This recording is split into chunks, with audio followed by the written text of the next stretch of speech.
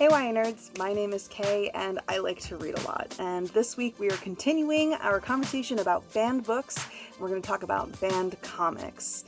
Now a lot of my information I got about banned comics I specifically got from the Comic Book Legal Defense Fund, the cbldf.org, which is a defense fund that usually defends comic book creators from censorship, as well as defending books from being banned in schools and other such places, libraries, etc. So it is a pretty important thing. I know that they had a scandal recently, but I hope that they steer their ship towards a better direction and they continue doing the really important work they're supposed to be doing. That being said, again, their website has a lot of good resources for challenged comics, including a couple of articles about challenged manga, which is pretty interesting to me at least. You may not know this about me, but I have a huge manga collection, and the fact that some people got, fined or arrested or had their manga taken away because it was fetishizing or pornographic or things like that. You can read articles about that on CBLDF's website. But that to me is scary because I own a lot of manga from a lot of different creators. And I mean, I don't understand how some things can be deemed this way. So that's why we have these conversations. And that's all I have to say for, I guess, the opening for this. So again, this week we're talking about comics. Last week we talked about books that I own that were banned or challenged in schools or libraries. And so I guess we should get started on this. So the first book I want to talk about is Blankets by Craig Thompson. If any of you know me in real life, you'll know that this is my favorite graphic novel that's ever been made ever. Quick backstory on me in this graphic novel. This is one of the first graphic novels I ever got. You can't tell that it's beat up, but it is. There's like a big crease right here on the cover. I feel it with my hands. I have flipped through and read this book a number of times. I can't even tell you how many times I've read this book. It is my favorite. And I happened to get it when I was 14 or 15, right when I was questioning a lot of things in my life, and the main character in this book questions a lot of things that I was going through, except I think he's like 17 when he goes through his crisis of faith. So why was this banned? It was banned for obscene images. Now, this was thought to be pornographic in nature and would attract people who frequent porn shops and influence children who would pick up the book because they like cartoons. Because this cover screams cartoons, guys. Never mind the fact you could shelve this in the adult area of a library and you would solve that problem because most children don't venture into the adult area of the library unless they know what they're looking for. This book's beautifully illustrated. I can speak today. It deserves a space in the library, not only because it is beautiful, but because it does broach a really difficult topic for some people, which is losing their faith. And honestly, it's another one of those books that's doors and windows. It opens a door into somebody else's experience, especially Raina, the female main character in this book, who kind of feels trapped by her family, and Craig, who feels trapped by Raina being trapped, and also by his own family issues and his own problems with his faith. So, yeah, it should be in the library. That's silly. And as for the obscene images, I won't show them on here. I don't want to get in trouble on YouTube. But I think there's, one picture of boob drawing. At some point, the main characters make out topless together. Wow. So obscene. Oh my god. How do you survive? Ugh, the vapors. Anyway. The next one I want to talk about, unfortunately, I own a copy of this book, but I can't find it. So we'll just have to hold up the prose version. It's The Graveyard Book by Neil Gaiman, illustrated by P. Craig Russell. Like I said, unfortunately, it's not unfortunate, I love this book, but I can't find the graphic novel adaptation. I know I own it somewhere, but I also own a lot of books, so you just have to pretend that this is the graphic novel cover. It's the prose book cover. Why was this banned? Because of violent imagery. In the beginning of the book, the main character, Nobody Owens, who is the main character, his parents are horrifically murdered, and in the comic book, they don't draw the murders, but there are some images in that it's it's implied. You kind of understand what's happening. but that's true of this book too. And also at the end, a character is murdered horrifically, and it's depicted, illustrated. But that's true of this book too. Just because the images are there doesn't mean that it's worse than this one is. Like, I don't know about you guys, I can't watch horror movies. Can't do it. Can't watch horror movies. I can read horror books. I'm not a fan of jump scares. Like, I can watch Silence of the Lambs till the cows come home. Till the lambs come home, I can watch Silence of the Lambs over and over and over again. But I can read Silence of the Lambs over and over and over again. I'm not getting the same information from those two books, or those two things. Like, just because the violence that is written about in this book is depicted on paper doesn't mean you're getting the same information from those two things. A lot of the times when I read things, my imagination goes crazy imagining the scenes that are going on, as opposed to if I see it in a comic book, it doesn't go as crazy. So silly. This book's never been challenged. I just want to point that out too. This, never challenged. The comic book, challenged. Weird. The next one is another one of my favorites. Ironically, a lot of the things I have on here are my favorites. It's Saga by Brian K. Vaughan, illustrated by Fiona Staples. If you've not read this gorgeous, gorgeous graphic novel, please do yourself a favor and go out there and read it. A lot of libraries currently circulate this because it's award-winning. It was banned or challenged because of sexual content, anti-family, nudity, offensive language, and unsuited for age group. Oh man, we all remember that, don't we, from the last video? This book is about a family trying to survive a war together. How is that anti-family? First of all. Second of all, this book is for adults. It's rated M for mature. How is this unsuited to age group? I am mature.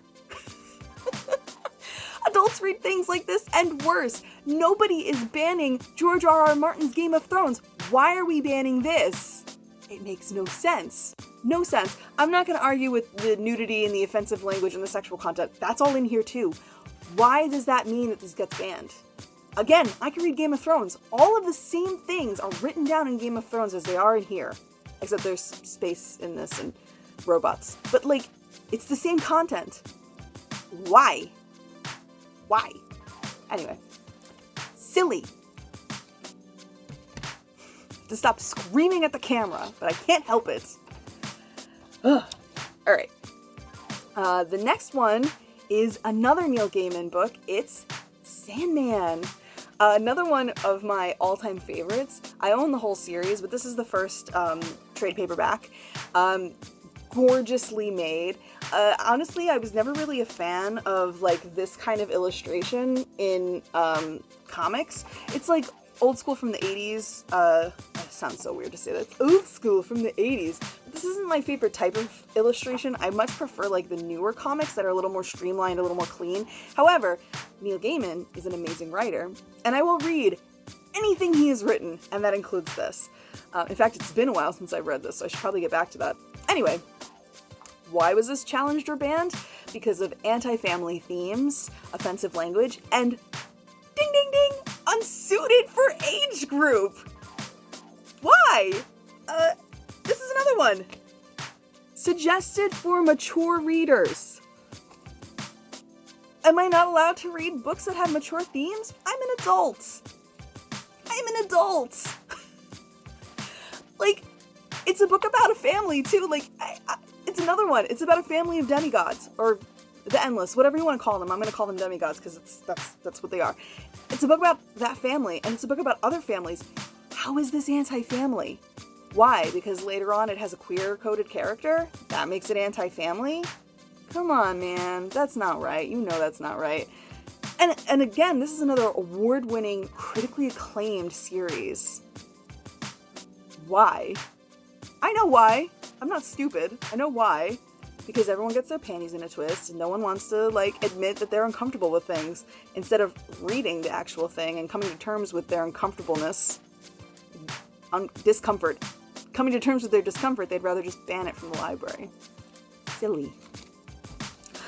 The next comic I want to talk about is actually a very interesting situation that CBLDF talks about on their website. You can read all about it, but I'm going to talk about it in my own way. I took a comic book course 2 years ago, where I met my best friend Ken. Shout out Ken. Haha. I don't know if he watches these. I hope he does, now that I just did that. But anyway, we read this book in class, and then we learned about why it was banned. So we're talking about This One Summer by Mariko Tamaki and Jillian Tamaki. Mariko wrote it, Jillian illustrated it. It is obviously a Prince Honor Award. It also won the Caldecott in 2014, I'm pretty sure. 2014? 2014. Pretty sure 2014. Oh, I just remembered. I also have it signed by Mariko. I totally forgot about that. Oh my gosh, so funny. Yeah, 2014, it won the Caldecott.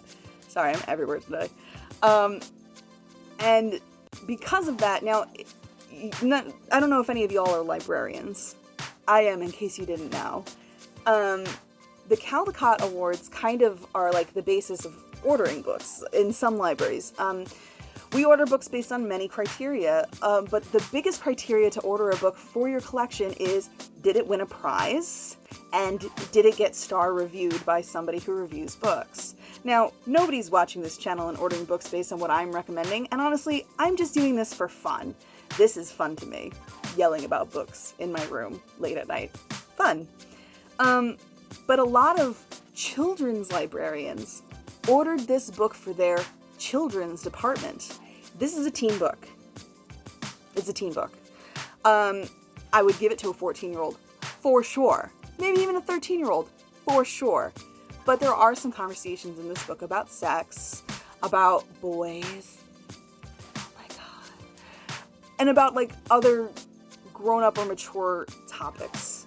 You know, again, because it won the Caldecott, a lot of librarians bought it for the children's library, and then some children borrowed it, and their parents weren't happy about that. So, in that situation, and this has been my opinion for a while, if you're a librarian and you're ordering books for your library, I shouldn't have to say this to you, but maybe you should read about the book before you put it in your cart. And when you get it in your library, maybe you should flip through it to make sure the content is suitable for the age range that you're serving. I serve teens. So am I going to order Sandman for teens? Maybe. Am I going to order Saga for teens? No. It's a mature book. Again, so is this one. So really, yeah, I probably wouldn't order this for teens. I just like it and it's pretty and the story is fun. But like, this is a teen book. This book's rated 13 and up, 12 and up, 13 and up. Why are we ordering it for 5-year-olds? Because nobody read what the book was about. Nobody opened the book. Well, I shouldn't say nobody. A select few didn't read what the book was about. A select few did not open the book and peruse through it to make sure it was the age range that they're ordering for. And so then they got in trouble, and it caused a big scandal, and then it turned into this big thing. But like, anyway, it's one thing to be like, ah yes, this book is about sexual situations and I am old enough to digest this information in a healthy way. And another thing to be, I'm 10 years old and I don't even understand kissing yet. Or if I do, I learned it on TikTok. Or something. TikTok's what the kids into, right? Yeah. So, I understand the challenge because of the situation. However, still dumb. It's an award-winning story and it's really important and beautifully done in my opinion. I love Mariko Tamaki. I screamed from the rooftops about Laura Dean Keeps Breaking Up With Me in another video. She also wrote that one, so good, and that one I also have signed by Mariko. So it belongs in your library. It belongs in your home. You should read it. It's really, really good. And the last book, the last comic I gotta talk about is a classic that a lot of people read. It's Watchmen by Alan Moore. And I feel like there's another, oh, and Dave Gibbons. Sorry, Dave Gibbons, I forgot your name was on here, because everyone just knows Alan Moore, might be. So this book is, again, a classic. We've had a movie and a TV series, maybe 2 movies and 2 something like that. We've had a bunch of adaptations of this. There's even now an ongoing Watchmen series, I think in comic form, or there was, or there's like a sequel to this, something like that. I obviously didn't read it. Personally, I got this book when I was just starting to get into graphic novels. It's not my favorite. It's one of those ones, if you want to get into graphic novels and you want to talk about graphic novels critically, or even like talk about the history of graphic novels, it's an important thing to read. It's also important to read if you're interested in superhero comics in general, because it is about a bunch of superheroes. So yes, it's an important piece of media. However, not my favorite. Honestly, I might get flamed for this. Oh, that's an old term. Ooh. I didn't read the chapters with the boat stuff in it. There's like whole chapters about like pirates, and I skipped them. Because it was a lot of words on one page, and I was like, this book's already too big. Maybe eventually I'll pick this up again and read it, but anyway, we should talk about this one. So, why was this challenged? Because it's unsuited to age group. Oh my gosh! What is this rated? I don't even think it has a rating on the back, but it's N for mature. Like, there's murder in this. I think in the first opening page, the guy gets flung out the window and dies in the street, and it death. There's like a sex scene at one point. There's an instance of rape in another part. Lots of things happen in this book that are like horrible. However, this book won a Hugo Award. It won a Hugo Award. Like, that's a big deal for a comic to, like, well, not anymore, but in the 80s, that was a big deal for a comic to win the Hugo Award. And, like, one of our local school districts does this book every year for summer reading for, like, one of their high school grades, I think 10th to 11th grade. All the incoming 11th graders have to read The Watchmen. That's a big deal. Like, and as much as I don't like the book, because I don't, I still own it.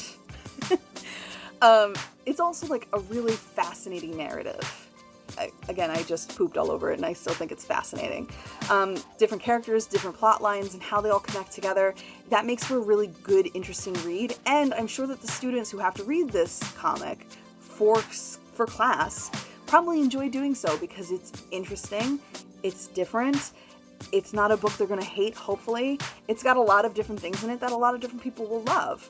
I'm also, like, not a fan of Alan Moore for a couple of reasons. I'm not gonna get into it, it's not worth it in this video. But, like, this is an important piece of media to keep in your library. Bottom line. So anyway, this video was longer than the last video. I know last video I was like, I'm going to spend 20 minutes talking about books. Oh, I only spent 12 minutes talking about books. And this one's almost 20 minutes, so I'm going to stop. Sorry for the screaming, I guess, but it needed it. I needed to scream. That's it for Banned Books weeks. Technically it's only 1 week and I did 2 videos, whatever. Next week we'll get back to reviewing different books. I don't know what I'm reviewing next. I'm just gonna see what's in my notes and go with whatever. And I guess that's it for me this week. So I hope you guys enjoyed the banned books discussion. If there's a banned book you want to talk about with me, or a banned book that, like, you know, I read that you didn't read, you want a recommendation, whatever, let me know in the comments below. You can also reach me on Twitter and Instagram, and, you know, I'm around. I'm not doing much. So that's it for me, and peace out, YA nerds.